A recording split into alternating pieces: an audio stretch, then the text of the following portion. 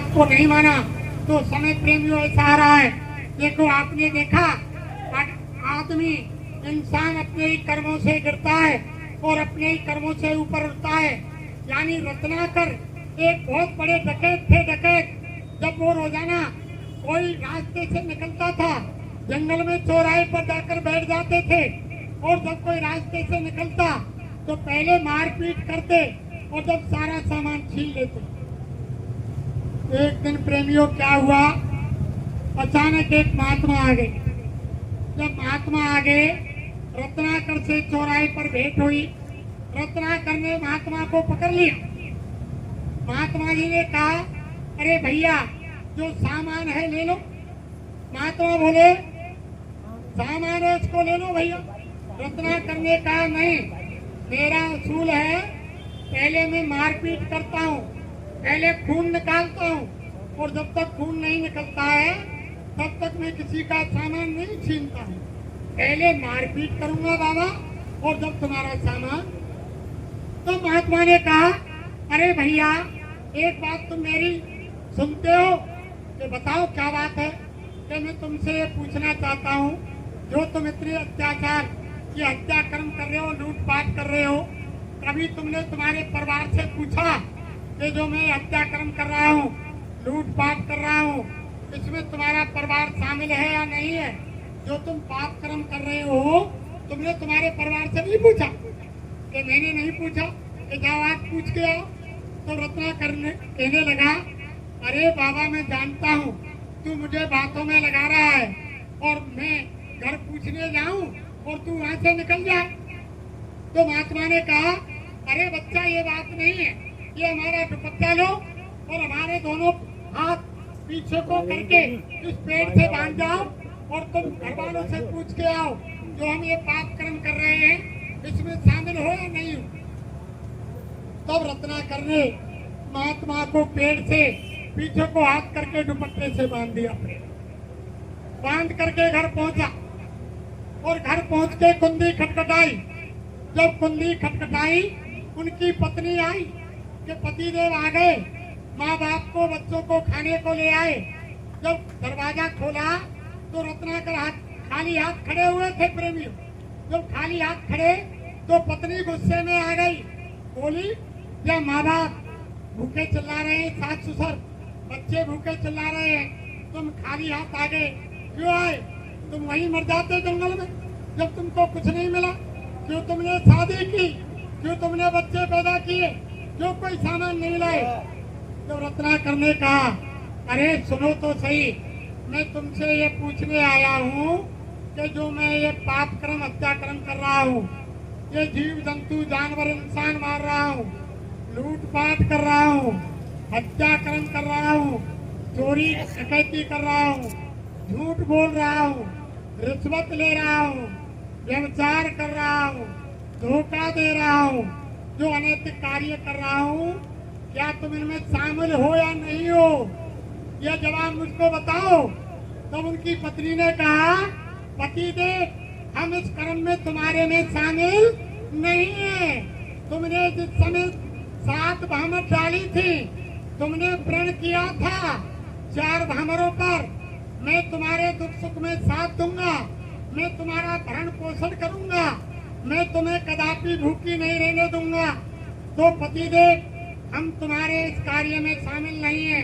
तुमने शपथ ली है या चोरी करके लाओ, या बेईमानी करके लाओ, या कत्ल करके लाओ, या धोखा देकर लाओ, या हिंसा करके लाओ, तुम्हें हमारा पेट भरना है, हम तुम्हारे इस कार्य में शामिल। पत्नी का जवाब सुनते ही रोम रोम खड़ा हो गया प्रेमियों रत्नाकर का। बेटा अपनी बच्ची के पास गया, जाकर अपनी बेटी बेटा से कहा, अरे बच्चों बताओ जो मैं हत्या कर्म करके ला रहा हूँ तुम इसमें शामिल हो?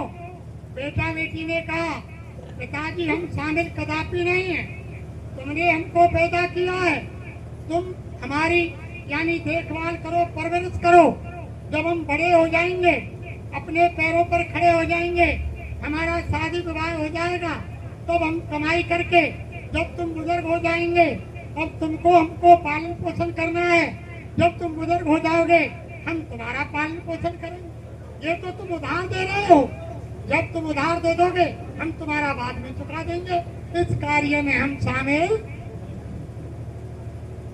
फिर रोम रोम खड़ा हो गया। माँ बाप के पास रत्नाकर जाकर पहुंचे।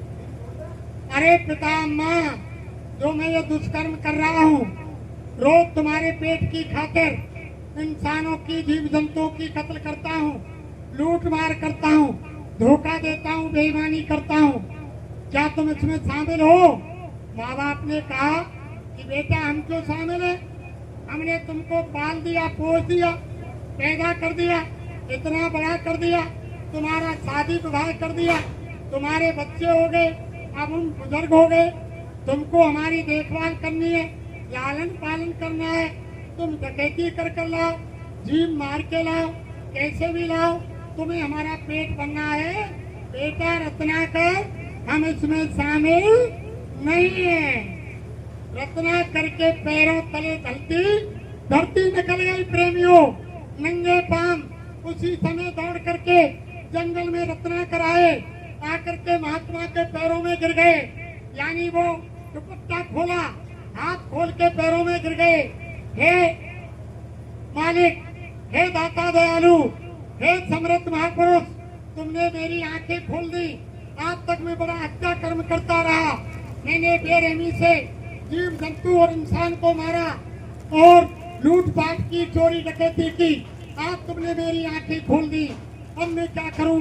मेरे इन कर्मों से छुटकारा कैसे मिलेगा? तब महात्मा ने कहा, अरे बच्चा, तुम भजन करो, भजन। किसी महात्मा के पास चले जाओ, उनसे रास्ता लो, घर में बैठ के युक्ति करो, उनसे माफी मांगो, वो माफ कर देंगे और भजन के द्वारा और तुम यानी तुम्हारा लोक परलोक दोनों बन जाएगा।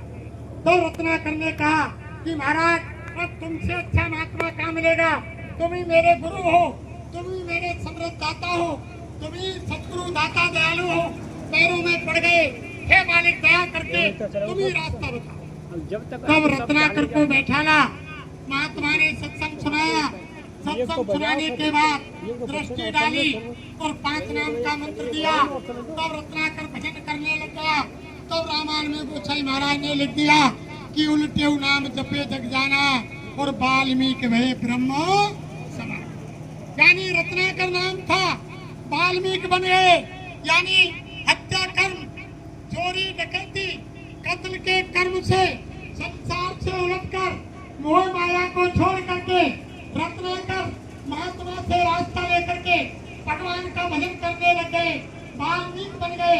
आज उनके लोग, जिन्होंने रामायण को लिख दिया, जब राम का जन्म नहीं हुआ, राम आए भी नहीं थे, राजा दशरथ की शादी भी नहीं हुई थी, उससे बहुत साल पहले ही रामायण को वाल्मीकि ने लिख दिया कि ऐसा होगा, ऐसा समय आएगा। सारी चीज लिख दी। तो वही चीज तो रामायण में लिखा कि उल्टे नाम जपे जग जाना वाल्मीकि भय ब्रह्म मामा। संसार से उलट गए, महात्माओं के रास्ते पर चल गए, भजन में लग गए। आज उनका इतिहास के पन्नों में वाल्मीकि का नाम अमर है। अरे प्रेमियों, इंसान कर्म से ही ऊपर जाता है और कर्म से ही नीचे गिरता है। इसलिए अभी भी समय है, मांस मछली अंडा शराब और यानी चोरी डकैती और यानी जीव हिंसा, बुराई और तुम्हारी धोखेबाजी और यानी रिश्वत, ये सारी चीजों को त्याग।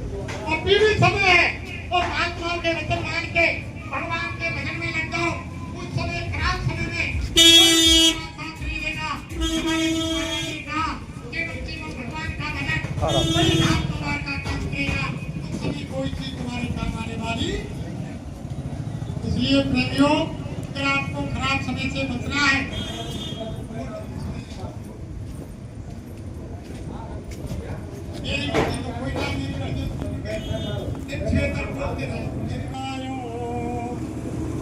अरे रतन जन्म बनायो तन मन के मेले, रतन जन्म गमायो तन मन के मेले में। तन मन के मेले में कैसे जन्म गमाया प्रेमियों? आपको कानून एक आवाज बढ़ा दे, थोड़ी कम बोलो। ऐसे तनमन के मेले में हमने आपने जन्म गंवाया प्रेमियों। पूरा संसार तन के और मन के मेले में लगा हुआ है। हम आप सभी भाई बहन, हमारी माता बहन, देवियां, बुजुर्ग भाई लोग सब इसी शरीर रक्षा में लगे हुए हैं। रात में अच्छा अच्छा भोजन करना, अच्छे अच्छे तेल फ्लेल लगाना, अच्छी अच्छी साड़ी पहनना, अच्छे अच्छे कपड़े पहनना, रात दिन इसी की सजावट में लगे हुए। पूरा संसार इस शरीर की सजावट में लगा हुआ है। और ये भी तुम्हारा नहीं, इसकी कीमत भी नहीं। आत्मा जब निकालती जाएगी, इससे सब प्यार मोहब्बत छोड़ देंगे। इस शरीर की कीमत आत्मा के पीछे। आत्मा जब शरीर से निकल जाती है तो वही शरीर है, वही रूप रंग है, वही चेहरा है, वही नाक कान हाथ मुंह है। लेकिन पूरा परिवार, पड़ोसी पड़ोसी, नाते रिश्तेदार सब घृणा करने लग जाते हैं कि चेहरा ढक दो, चेहरा ढक दो, शक्ल नहीं देखी जा रही है, जल्दी करो शमशान ले जाओ। ऐसी क्या चीज निकल गई? वही हाथ पैर, वही रूप रंग, वही चेहरा, वही सारी चीज है। तो महात्मा कहते हैं और आपने तन मन के संसार में मेले में सारी सांसों की पूंजी खत्म कर दी। सब लोग मन की मान रहे हैं। कोई भी काम हो जाए अंत में क्या कहेंगे कि भैया सुनो सबकी और करो मन की। सब मन की कर रहे हैं। और महात्मा क्या कहते हैं कि सतगुरु कहे करो तुम सोई और मन के कहे चलो मत। मन लोभी मन लालची और मन चंचल मन चोर और मन के मते ना चाहिए पलक पलक में। ये तो पिटवावे काम करे। अब आप जेब में पैसा ना आए और तुम बाजार में पहुंच गए और मन को कहो मान लियो और गरम गरम जलेबी आ रही है, मन कहो कि जलेबी खा, जेब में पैसा नहीं है, चोरी करेंगे तो मार पड़े। तो महात्मा कह रहे हैं कि तूने सारा जीवन संसार में तन मन के मेले में व्यतीत कर दिया और तन मन की कीमत आत्मा के पीछे है। आत्मा को तुमने श्रेय दिया ही नहीं, आत्मा का काम किया ही नहीं। आत्मा का काम कोई नहीं कर रहा, सब तन मन का काम कर रहे हैं। शरीर रक्षा कर रहे हैं, वो इसी की कर रहे हैं। बच्चे पैदा कर रहे हैं, इसके लिए कर रहे हैं। धन इकट्ठा कर रहे हैं, इसके लिए कर रहे हैं। मकान बना रहे हैं, शरीर के लिए बना रहे हैं। अच्छे अच्छे कपड़े पहन रहे हैं, शरीर के लिए पहन रहे हैं। अच्छा अच्छा भोजन कर रहे हैं, शरीर के लिए कर रहे हैं। बैंकों में धन जमा कर रहे हैं, शरीर के लिए कर रहे हैं। अरे महात्मा कह रहे हैं जो कुछ कर रहे हो तुम शरीर के लिए कर रहे हो, लेकिन शरीर तुम्हारा नहीं। ये शरीर तो दूसरे की अमानत है। ये काल भगवान का है, ये काल की चीज है। वो मर्जी आए जब खाली करा लेगा। तुमने आत्मा का कुछ किया ही नहीं। तो महात्मा कह रहे हैं कि अरे रतन जन्म कमायो तन मन के मेले में। रतन जन्म गमायो तन मन के मेले में। जी कमाए रहो तेली को तो बैल कमाए रहो तेली को सो बैल। भूल गयो अपने घर की गैल भूल गयो अपने घर की गैल। नहीं पूछी दुनिया के झमेले में गहलत ने अब नहीं पूछी दुनिया के झमेले में।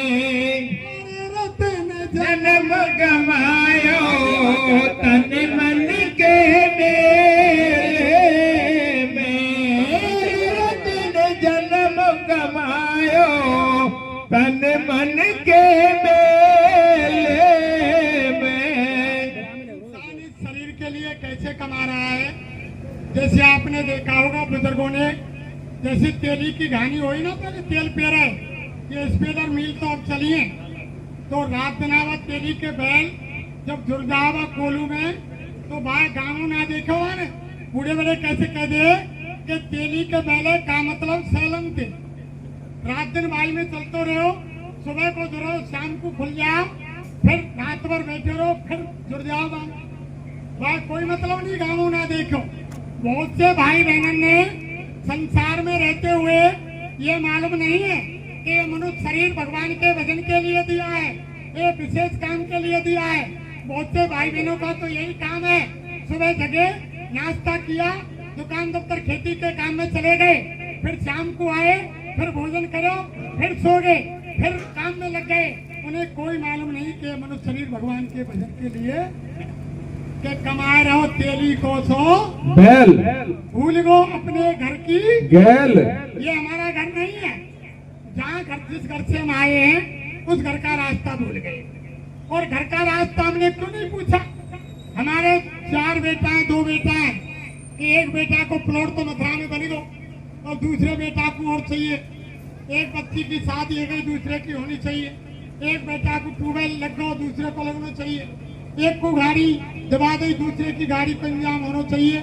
अरे गैल तन अब ना पूछी दुनिया के झमेले में, अरे रे तन जन्म कमायो तन मन के मेले में। या दुनिया के झमेले में आकर के हमने आपने महात्माओं के पास गए नहीं और संसार का रास्ता पूछा नहीं कि अगर हम संसार छोड़ के चले जाएंगे तो इनको कौन कमाएगा? हम आप घर के ठेकेदार बन रहे हैं। भगवान ने, उस मालिक ने हम आपको ये संसार रूपी बगीचे में यानी देखभाल के लिए भेजा था कि इस बगीचे की रखवाली करना, इसकी देखभाल करना। हम इनके मालिक ही बन बैठे तो मार तो खानी पड़ेगी प्रेम। तो कमारो तेली को सो बैल, भूल गो अपने घर की गैल। और गैल तेन बनाए पूछी दुनिया के झमेले में, अरे रे तन जन्म कमायो तन मन के मेले में जन्म कमा दिया। फिर क्या कहा? दान नहीं दियो तन दे, दान नहीं दियो तन दे, काम नहीं चलनो बातन दे काम नहीं चलनो बातन दे। धर्म जब लेखो मांगे पूछे देखो अकेले में, धर्म जब लेखो मांगे पूछे गो अकेले में। अरे रतन जन्म कमायो तन मन के मेले में, दान ना दियो हाथ नती। देखो बहुत से जो समझते ही नहीं है कि मनुष्य शरीर बदन के लिए मिला है। क्या बोल रहे हो? बहुत से लोग समझते हैं कि ये शरीर भजन के लिए नहीं मिला है, वैसे ही मिला है, मालूम ही नहीं है। तो फिर देखो प्रेमियों कि दान ना दियो हाथन के। हमारे कोई गांव में मंदिर पे कथा कीर्तन भागवत सत्संग है रोए और हमारे 5 आदमी की टोली बना दी कि भैया तुमने भंडारे काजे मंदिर पे सत्संग को पैसा इकट्ठा करके लानो है, अब भी भेज दिए। अब गाँव के घर जाके पहुंचे बा मालूम नहीं कि शरीर भजन को मिलो, दान को मिलो। और बाकी घर पे जाए कही कि भैया हम गांव के ने भेजे 5 आदमी और सेवा दे दे भैया, मंदिर पे भागवत होगी, सत्संग होगा, रामायण होगी। अब उनकी पत्नी वहां खड़ी, वो देख रही आदमी ने जेब में हाथ डालो, 100 को नोट निकलो, बाने में उठाए के बाद सेवा वाली मंडली को उठा दिया। और बैरवानी दरवाजे में ते आई और आके बरामदे में खड़े, खाना पाओ जो तक हाथ ही करो, हाथ आके पकड़ लियो। हैगो दानी कहाँ दे रोन बा छोरा पे चट्टी ना है, वहाँ पे बुनियान ना, वहाँ पे कॉफी ना है, वहाँ पे किताब ना, वहाँ पे घर में चीनी ना, चाय ना, लामो को 2.5 किलो चीनी आवेगी, 10 दिन आप काम चलेगा। हैगो दानी मंदिर को दे देगा। वो कौन हो प्रेमियों? कौन होती है वो? उसको कहते हैं यानी पत्नी, जो स्वयं पतन को जा रही है और पूरे परिवार पतन की तरफ जा रही है, उसको बोलते हैं पत्नी। जो स्वयं पतन की तरफ जा रही है और दूसरे को पतन की तरफ पूरे परिवार ले जा रही है।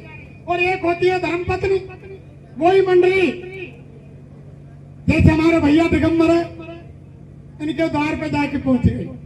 वो भैया दिगंबर थे कही कि भैया ले सेवा दे देना, सत्संग होगो। भैया जी के जेब में हाथ डाले, भैया जी ने 500 रुपया निकले, उठा के मंडली को देवे लगे।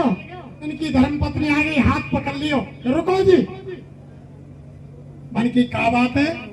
अरे का बड़ो कार्यक्रम है, मैं भरतपुर के आ रहे हैं और आगरे के आ रहे हैं और औरैया के आ रहे हैं, कई जिले के आदमी आ रहे हैं।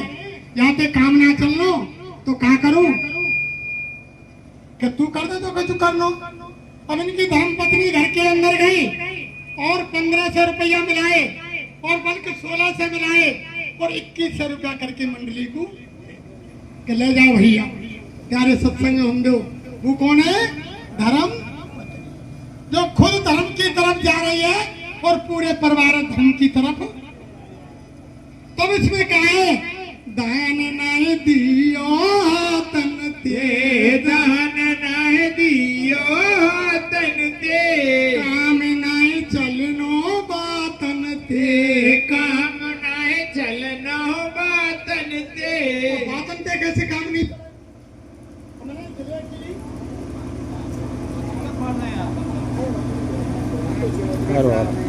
गुरुदेव तो काम नहीं चलनो बातन ते। देखो हमने जिले में स्वामी महाराज जब आदेश थे मंदिर सेवा लाओ, स्वास्थ्य सेवा लाओ और स्कूल सेवा लाओ, नामदानी सेवा, दानी सेवा, बहुत सेवा होगा। जब जिले में जाए जब बहुत से लोग बात काके अम्मा कि भैया देख मुरारी हम वैसे गुरु महाराज के सिवा काऊ दूसरे ना माने, इन नहीं माने हम और काऊ ना माने। और भैया देख छोरी को ब्याह करे हो, एक ट्यूबवेल लगाओ, वहाँ एक प्लॉट लियो, भैया देख जेब में 100 रुपया बहुत खर्चा आएगा। वैसे हम स्वामी जी महाराज माने का दूसरा ना माने हम, पर जेब में 100 रुपया भैया खर्चा कई लाख को कर दियो हमने संसार के वास्ते पर स्वामी जी को 100 रुपया। तो दान ना दियो हाथंती और काम ना चलनो। धर्म जब लेखो मांगेगो पूछेगो अकेले में, वह अकेली जीवात्मा जाएगी धर्मराज के दरबार में, वह पूछेगा धर्मराज के तुमको कोई मनुष्य शरीर में रास्ता बताने वाला नहीं मिला कि क्या चीज बढ़िया है क्या बुरी है, और ये मनुष्य शरीर भजन को मिला है, कोई समझाने वाला तुमको नहीं मिला। अगर तुम झूठ बोलोगे, अगर तुम झूठ बोलोगे तो हमारे गुरु महाराज ने कहा अरे बच्चा मैं ऐसा बाबाजी हूँ, उसी समय धर्मराज के दरबार में प्रकट हो जाऊंगा और मैं गवाही दूंगा कि अरे दाना तेजा वासियों, मैंने मेरे सेवादार को यानी आज तारीख 22 सितंबर 2025 और यानी दोपहर 12 बजे तुम्हारे बीच में भेजा और उन्होंने सबको समझाया कि क्या चीज खाने की है क्या नहीं है और ये मनुष्य शरीर क्यों मिला है और तुम क्यों झूठ बोल रहे हो। बाबा जी खड़े हो रह जाएंगे धर्मराज के दरबार में और वहाँ गवाही देंगे कि 22 सितंबर को तुमको समझाया गया यानी हमारे सेवादार द्वारा, लेकिन तुमने हमारी बात को नहीं माना और तुम धर्मराज के दरबार में कह रहे हो कि हमको कोई समझाने वाला नहीं मिला। अरे प्रेमियों अभी भी समय है, इसलिए आज मालिक के दरबार में सारी चीज़ों को छोड़कर सहकारी हो जाओ और सहकारी के बजाय आप यानी देखो भजन करो और आज संकल्प लें गुरु महाराज के दरबार में। जैसे हम शरीर रक्षा के लिए सुबह दोपहर शाम 3 समय भोजन करते हैं और ऐसे ही आत्मा के लिए भी भोजन करना चाहिए। और शरीर की कीमत आत्मा के पीछे है, आत्मा अगर निकल जाएगी तो शरीर की कोई कीमत नहीं है, तो आत्मा को भी कोई धन इकट्ठा करना चाहिए। तो आत्मा का धन खीर पूरी लड्डू मेवा मिष्ठान अन्न घी दूध फल ये तो है नहीं, ये तो शरीर का भोजन है। आत्मा का भोजन है भगवान का चिंतन, भगवान का ध्यान, भगवान की प्रार्थना। आज सभी संकल्प लें हाथ खड़े करके, जैसे हम शरीर को 3 समय भोजन देते हैं ऐसे हम कम से कम जीवात्मा को एक समय भोजन देंगे। 24 घंटे में कम से कम एक समय भोजन, तब तो मनुष्य शरीर तुम्हारा सार्थक है। अगर भजन नहीं किया तो जब तुम्हारा मनुष्य शरीर छूट जाएगा तो तुम कुत्ता बिल्ली और सुअर गधा घोड़ा और यानी सांप बिच्छू कीड़े मकोड़े बना दिए जाओगे और कर्मों की सजा भुगतते रहोगे और ये मनुष्य शरीर तुमको दोबारा। इसलिए प्रेमियों अगर कोई कहने सुनने में अपशब्द निकला हो और कोई गलती हुई है ऐसी, कोई तो माफ़ी चाहते हैं, क्योंकि सत्संग सुनाने के अधिकारी तो महात्मा होते हैं। ना हम कोई महात्मा है, ना हम कोई ज्ञानी है, ना विज्ञानी है, ना हम कोई विद्वान है, ना हम कोई वक्ता है। हम तो आप जैसे एक किसान के बच्चे हैं। गुरु महाराज की जो बातें स्वामी महाराज के सानिध्य में रहे, उनसे सुनी, वो चर्चाएं स्वामी महाराज की आपके सामने रखी और हाथ जोड़कर विनय हमारी और हो जाओ सब शाकाहारी। और बाबा जय गुरुदेव जी की अर्जी है और आगे आपकी मानना ना मानना आपकी मर्जी है। समय सामने फिर मत कहना हमें बचाओ, और अभी समय है बचना चाहो। जय